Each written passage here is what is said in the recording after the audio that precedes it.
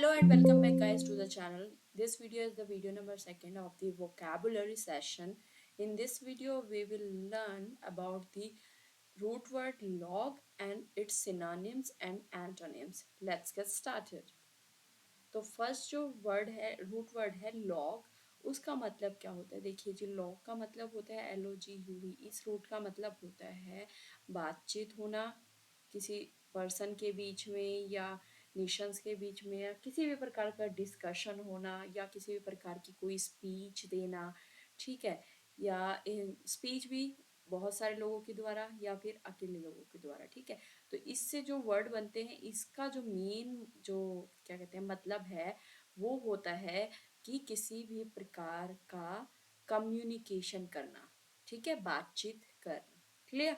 तो फर्स्ट जो वर्ड बनता है वो बनता है डायलॉग। डायलॉग से ही पता चल रहा है आपको, जैसे फिल्म के डायलॉग आप सुनते हैं, डायलॉग्स में क्या होता है, एक पर्सन बोलता है, दूसरा पर्सन सुनता है, और या फिर एक पर्सन बोलता है और बहुत सारे लोग सुन रहे होते हैं।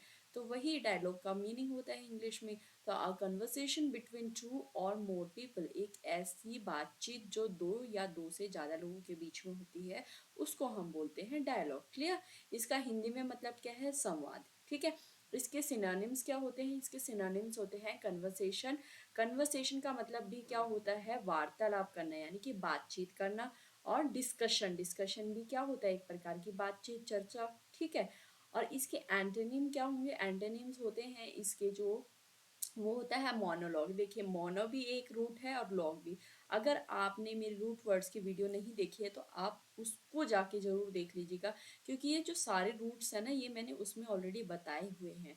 तो मोनो का मतलब क्या होता है? सिंगल, यानी कि एक व्यक्ति द्वारा। ठीक है, और लॉग का मतलब बता ही दिया है, बातचीत करना। तो यानी कि सिंगल व्यक्ति द्वारा बातचीत करने को हम क्या कहते हैं? मोनोलॉग कहते हैं। यानी कि सिंगल व्यक्ति के डायलॉग्स को हम कहते हैं मोनोलॉग।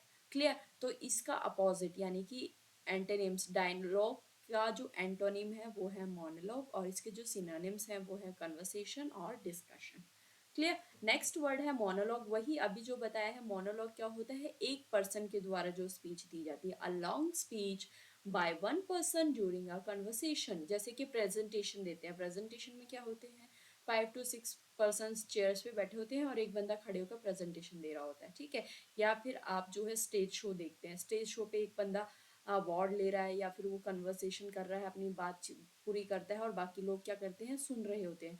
या फिर मोटिवेशनल जो वीडियोस होती है, मोटिवेशनल स्पीकर्स होते हैं, वो अपनी बात कहते हैं और बाकी सब सुनते हैं। तो ये सब क्या है? ये सब है एक लॉन्ग स्पीच, किसके द्वारा? सिंगल पर्सन के द्वारा दी जाती है। ठीक है, तो उसको हम क्या कहते हैं? उसको हम बोलते हैं मोनोलॉग। क्लियर? नेक्स्ट जो इसके सिनोनिम्स हैं, वो सिनोनिम्स हैं इसके, उसको बोलते हैं सिलकी। सिलकी का मतलब होता है स्वगत कथन, यानी कि उसी के द्वारा, जो सिंगल व्यक्ति के द्वारा बातचीत की जाती है, उसको हम बोलते हैं सिलकी। नेक्स्ट जो उसका मतलब है स्पीच। स्पीच का मतलब भी यही होता है भाषण। ठीक है, अब देखिए, हमें जो आपका पता चल गया, लॉग का मतलब तो हो गया बातचीत करना, लेकिन इसके आगे जो वर्ड लगता है उसके अकॉर्डिंग सिनोनिम्स देखने हैं। ठीक है, अब मोनो का मतलब है एक व्यक्ति, तो एक व्यक्ति के अकॉर्डिंग सिनोनिम्स देखने हैं। स्पीच जो है, भाषण जो है, वो एक ही व्यक्ति देगा। ऐसे ही यहाँ पे डायलॉग जो है, इसके आगे लॉग के आगे डायल लग गया, तो इसका मतलब कि दो व्यक्ति या दो से ज्यादा व्यक्ति के बीच के हमें सिनोनिम्स देखने हैं, यानी कि जैसे कन्वर्सेशन हो गया, डिस्कशन हो गया। क्लियर? इसके एंटोनिम्स क्या है मोनोलॉग के? मोनोलॉग का जब मीनिंग क्या होता है? एक व्यक्ति के द्वारा। लेकिन इसका एंटोनिम क्या हो जाएगा? कि बहुत व्यक्ति के द्वारा जो बोला जाता है, बहुत व्यक्ति के द्वारा बातचीत को हम क्या कहते हैं? Dialogue and conversation. क्लियर? इसका हिंदी में मतलब है एकालाप, यानी कि एक व्यक्ति के द्वारा बोला गया डायलॉग। नेक्स्ट जो वर्ड है वो होता है प्रोलोग। प्रोलोग क्या होता है? प्रोलोग होता है एक किसी भी इंट्रोडक्शन पेज। ठीक है, देखिए इसमें भी दो रूट वर्ड हैं, एक रूट है प्रो, एक है लॉग। ठीक है, लॉग का मतलब तो आपको पता चल गया, लॉग का मतलब है किसी भी प्रकार की इंफॉर्मेशन, बातचीत करना, ये सब। ठीक है, और प्रो का मतलब है पहले। ठीक है, किसी भी पोयम से पहले या स्टोरी से पहले या किसी भी बुक से पहले उसके बारे में उसकी नॉलेज, जो शॉर्ट में नॉलेज दी जाती है, जिस उसका इंट्रोडक्शन दिया जाता है, उसको हम बोलते हैं prologue. Clear? An introduction to a literary work. Literary work कौन से होते हैं? पोएम्स होते हैं, आपके जो नाटक होते हैं, पोयम होते हैं, प्ले होते हैं, उनका जो इंट्रोडक्शन होता है, या स्पीच होती है, जो छोटी मोटी स्पीच होती है किसी भी परफॉर्मेंस से पहले, उसको हम बोलते हैं प्रोलॉग। इसके जो सिनोनिम्स हैं वो है प्रीफेस। देखिए, प्रो में भी पहले मतलब होता है इसके लिए प्रीफेस। प्रीफेस का मतलब होता है प्रस्तावना, और या फिर सेकंड सिनोनिम्स है वो है इंट्रोडक्शन। क्लियर? इसके जो एंटोनिम है, अब इसका एंटोनिम्स क्या हो जाएगा? इसका अपोजिट हो जाएगा। ठीक है, एंटोनिम में क्या होगा? ये है पहले जो इंट्रोडक्शन दिया जाता है। अब इसका अपोजिट क्या होगा कि लास्ट में जो इंट्रोडक्शन दिया जाता है। तो इसका एंटोनिम क्या है? एपिलॉग। एपिलॉग का मतलब होता है जो लास्ट में पूरी बुक खत्म होगी या पूरी स्टोरी खत्म होगी, लास्ट में उसकी समरी दी जाती है छोटी मोटी, की ताकि वो समझ में आ जाए कि किस रिगार्डिंग बात हुई है उसमें। तो a short piece that is ended at the end of the book और play, that is called epilogue. ठीक है, क्लियर? इसका हिंदी में प्रोलॉग का मतलब होता है प्रस्तावना। क्लियर है? नेक्स्ट जो वर्ड है वो है एपिलॉग। एपिलॉग का मतलब भी पता चल गया आपको। एपी मतलब कि लास्ट में, और जो भी इंफॉर्मेशन दी जाती है eight the end of the book, speech at the end of the play, eight the end of the poem, तो उसको हम बोलते हैं एपिलॉग। ठीक है, इसका मीनिंग हो गया a section at the end of a book और a speech that serves as a conclusion. Conclusion के तौर पे जो हमें लास्ट में थोड़ा बहुत मिलता है उसे बोलते हैं हम एपिलॉग। ठीक, इसके सिनोनिम्स क्या हैं? अब सिनोनिम्स हैं जो इसका सेम मीनिंग देंगे, यानी कि लास्ट में जो चीज आएगी, तो कंक्लूजन और आफ्टरवर्ड जो लास्ट में बोले जाते हैं। ठीक है, एंटोनिम्स क्या हो गया? इसका अपोजिट, ये लास्ट में है तो यानी कि पहले, प्रोलॉग। क्लियर? हिंदी में मतलब होता है एपिलॉग का उपसंहार। नेक्स्ट जो वर्ड है कैटलॉग। ठीक है, कैटलॉग का मतलब क्या होता है? आपने सुना होगा ना कि कैटलॉग तैयार कर लीजिए आइटम्स का, यानी कि एक लिस्ट तैयार कर लीजिए आपको क्या क्या आइटम्स मंगवाने हैं। कहाँ से? हो सकता है ग्रॉसरी की शॉप से मंगवाने, हो सकता है स्टेशनरी की शॉप से मंगवाने, हो सकता है कहीं शॉपिंग मॉल से मंगवाने, हो सकता है किसी इलेक्ट्रॉनिक शॉप से मंगवाने। तो उसका जो कैटलॉग है, उसके जो आइटम्स की लिस्ट है, उसको हम बोलते हैं catalogue. A complete list of items, items की complete list, usually in a systematic manner, बिल्कुल जो सिस्टमैटिक मैनर में बनी होती है उसको हम बोलते हैं कैटलॉग। क्लियर? इसके सिनोनिम्स क्या है? इंडेक्स यानी कि सूची यानी कि लिस्ट, और दूसरा लिस्ट। क्लियर? एंटोनिम्स इसी का उल्टा, यानी कि ये जो है सिस्टमैटिक ऑर्डर में बना हुआ, इसका उल्टा क्या हो जाएगा? डिसऑर्गेनाइजेशन, यानी कि जो अव्यवस्थित है, जो बिल्कुल भी ऑर्गेनाइज तरीके से तैयार नहीं है, वो होता है कैटलॉग का एंटोनिम। इसका हिंदी में मीनिंग है सूची यानी कि लिस्ट। नेक्स्ट वर्ड है एनालॉग। देखिए, एनालॉग ये भी एक क्या कहते हैं, वो है रूट है एना भी। ठीक है, एना का मतलब होता है सिमिलर, और लॉग का मतलब तो आपको पता चल गया, स्पीच या किसी भी चीज की कन्वर्सेशन। ठीक है, तो यानी कि जो सिमिलर बातें दिखेंगी या फिर सिमिलर चीजें दिखेंगी, उस वहां पर हम यूज करेंगे एनालॉग। तो इसका मीनिंग हो गया समथिंग सिमिलर और कंपेरेबल टू समथिंग एल्स। यानी कि दो पर्सन है, ठीक है, दो पर्सन के बीच में हम बताते हैं ना कि ये तो बिल्कुल उसके जैसा है, इसकी हाइट उसकी जैसी है, इसकी जो बातें करने का तरीका, कॉन्फिडेंस लेवल है, वो सब उसके जैसा, तो हम कंपेयर कर रहे हैं यहाँ पर। तो जब हम कंपेयर कर रहे हैं तो हमें वहाँ पे सिमिलैरिटीज भी दिख रही हैं कुछ। ठीक है, तो वहाँ पर हम क्या कर रहे हैं? उसकी सिमिलैरिटीज का बखान कर रहे हैं, यानी कि बोल रहे हैं that comes under the analog। Clear? इसके सेम सिनोनिम्स क्या हो गए? वही सिमिलर बातें, यानी और जो ये चीज है एनालॉग है, ये समान आइटम्स के बीच में भी सिमिलैरिटी शो कर सकता है, या फिर किसी भी स्ट्रक्चर के बीच में भी सिमिलैरिटी शो कर सकता है। ठीक है, जैसे कि दो आइटम्स है, दो आइटम्स के बीच में कुछ भी एक जैसा है, तो फिर वो हो गया एनालॉग के अंदर। क्लियर? इसके सिनोनिम्स हैं सिमिलर यानी कि समान, समान जो एक जैसे हैं, कंपेरेबल जिसकी तुलना की जा सकती है। एंटोनिम्स में क्या होगा? अब यहाँ पे सिमिलर है तो इसका एंटोनिम हो गया डिफरेंट और डिसिमिलर, यानी कि बिल्कुल अलग और बिल्कुल असमान। ठीक है, हिंदी में मतलब क्या होता है? हिंदी में मतलब होता है अनुरूप।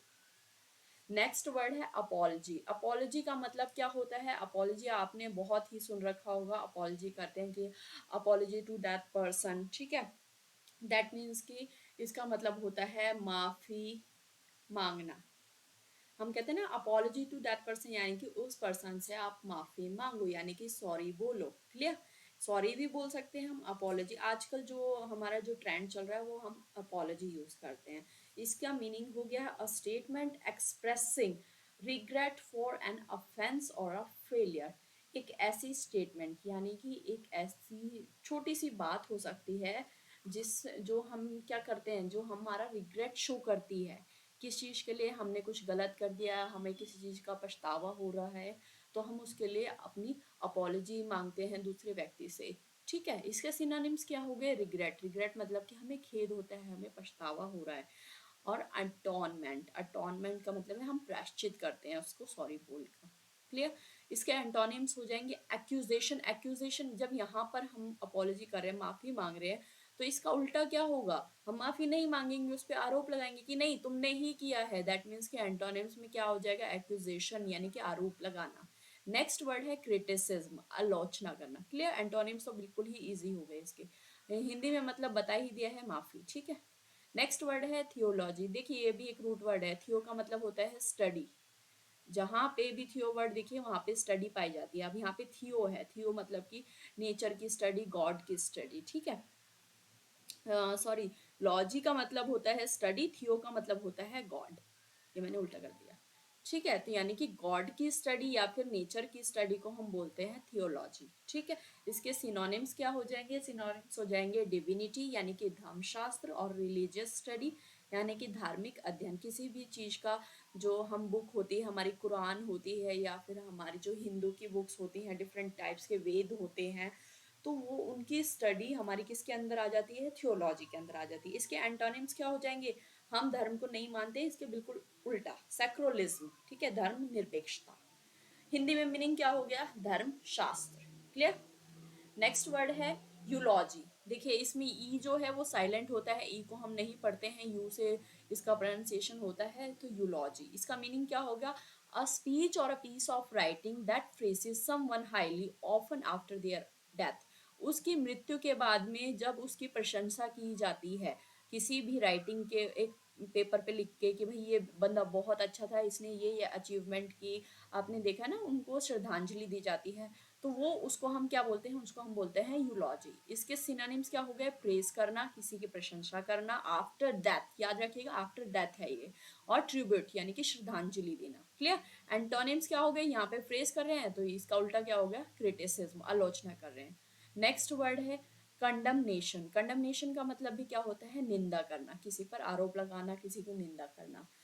और इसका हिंदी में मतलब तो पता चल गया है, यूलॉजिक मतलब तो स्तुति after the death. Next last word है हमारा लॉजिस्टिक्स। लॉजिस्टिक्स क्या होते हैं? लॉजिस्टिक्स एक ऐसा प्लेस होता है जहाँ पर हम डिफरेंट डिफरेंट टाइप्स के एक जैसे या फिर डिफरेंट डिफरेंट टाइप्स की चीज़ों को एक साथ में हम प्लानिंग के अकॉर्डिंग उसका जो बिल्कुल करके व्यवस्थित तरीके से उनको रखते हैं। ठीक है, तो लॉजिस्टिक्स जो आपने देखा होंगे, हम बोलते हैं ना यहाँ ये लॉजिस्टिक्स का हब है, तो यानी कि वो पूरा बड़ा एक स्पेस होता है जहाँ पर बहुत सारे एक जैसे या फिर डिफरेंट डिफरेंट टाइप्स के, जैसे कि अमेजोन का या फिर फ्लिपकार्ट का लॉजिस्टिक हब होता है जहाँ पर उसके प्रोडक्ट्स रखे जाते हैं। तो इसका मीनिंग क्या होगा? The detailed coordination and implementation of complex operations. जहाँ पर डिटेल कोऑर्डिनेशन होता है, अच्छी तरीके से बिल्कुल डिटेल में कोऑर्डिनेशन होता है और उसका इम्प्लीमेंट भी होता है, इम्प्लीमेंट भी किया जाता है उस चीज़ों को। ठीक है, इसके सिनोनिम्स क्या हो गए? प्लानिंग, योजना बनाना, और कोऑर्डिनेशन। एंटोनिम्स में इसका उल्टा डिसऑर्गेनाइजेशन और चॉइस। ठीक है, अराजकता, यानी कि बिल्कुल भी एक जैसा वो कोऑर्डिनेट नहीं करते हैं, बिल्कुल उसका अपोजिट करते हैं। ठीक है, हिंदी में मतलब रसद है। ठीक है, so this is all for today. Thank you so much, मिलते हैं नेक्स्ट वीडियो में। Take care, bye bye.